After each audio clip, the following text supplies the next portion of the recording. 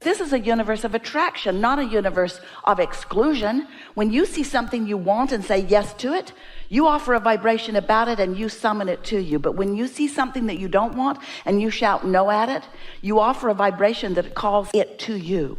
There is no such thing as no, go away from me in this universe of attraction. It's all your attention to it summons it. And so that's why our wish for you is that you could begin to practice the art of getting general enough. You might call it vague enough. We call it distance enough, or far enough away from, or less practical. We call it standing back far enough from it that the details that trouble you are out of your view, while the advantages that it could offer you are in your view.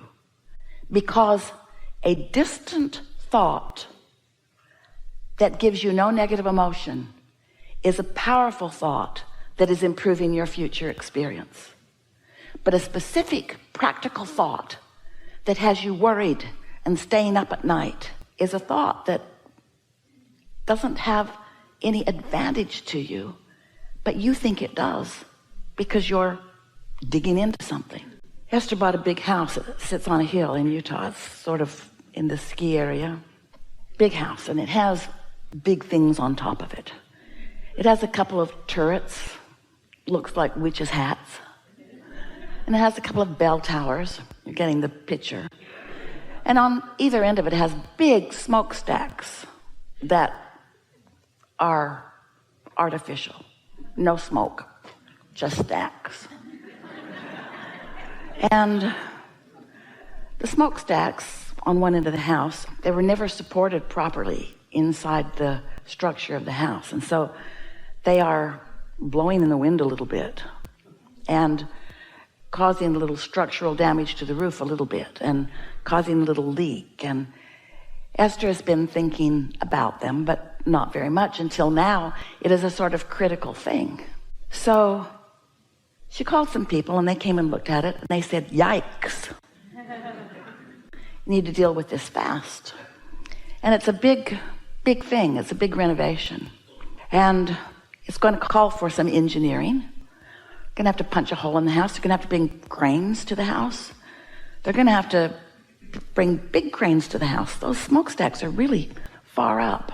And when Esther thinks about it, from her not engineering, very limited, she has never moved a smokestack in her life, point of view, what do you think happens to her? So easy to worry. That could fall on someone. It could cave in. It could ruin the house. It could cost a fortune. It could. And so she wrote a series of emails to the people that looked at it with her. And what she really wants to know is it better to take them down or is it better to shore them up? What is the path of least resistance? But from her not engineering, limited point of view, what do you think this exercise in attention to something that she feels responsible for, what do you think it accomplishes within her energy? What do you think? It causes her to worry. It causes her to fret. It causes her to think worst case scenario. It causes her to remember the look on their faces. It causes her to see towering smokestacks falling into the neighbor's yard. In other words, it's so easy to negatively create around something so big, so really, really big, something so big and so scary, and something that we want to say to her, Esther, is not any of your concern. There are people who know what to do. Tell them to do it.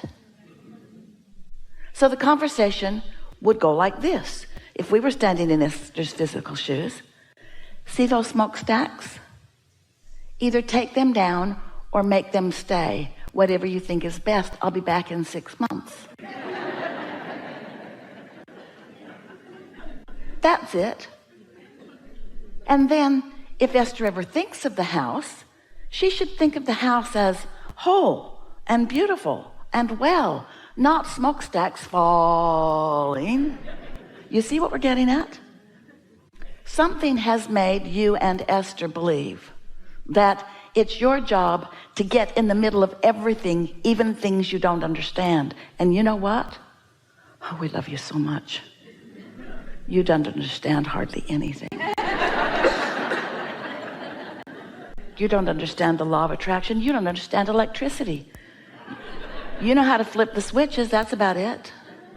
Even those who have harnessed it don't understand it. You don't understand the inner workings of your bodies. Your doctors don't either. You don't understand how consciousness flows. There are just things that you just don't understand. You cannot get detailed enough to understand them. And you can't step back far enough to get the big picture on anything. And yet somehow you've assigned yourself the responsibility of knowing everything about everything. And then you come away from event after event feeling not up to the task. And you know what? You're not up to the task. It's not your job to figure out how law of attraction works. It's only your job to know that when you don't feel good in a thought, you're contradicting your own energy stream and you're not helping whatever it is that you want. Can we get you to stand back into a more general place? Can we get you to help Esther not worry about her house? Can we get you to a place where you can just trust that things are working out for you and that whatever you need will come into place? And can we convince you that if you will trust that, if you will know that, and if you will practice lighter feeling thoughts, less intense feeling thoughts, if you can train yourself away from worry and into fun, and then you want to shout, Abraham, that's where I started out. I knew I was right when I explained that to my mother. When I said, I don't want to do that. And she said, well, there's plenty of things you don't want to do that you're going to have to do. No. When you do things you don't want to do, you set up a cross current of vibration within you, and you don't let the energy that creates worlds assist you in the way that it can if you'll be more light and easy about things.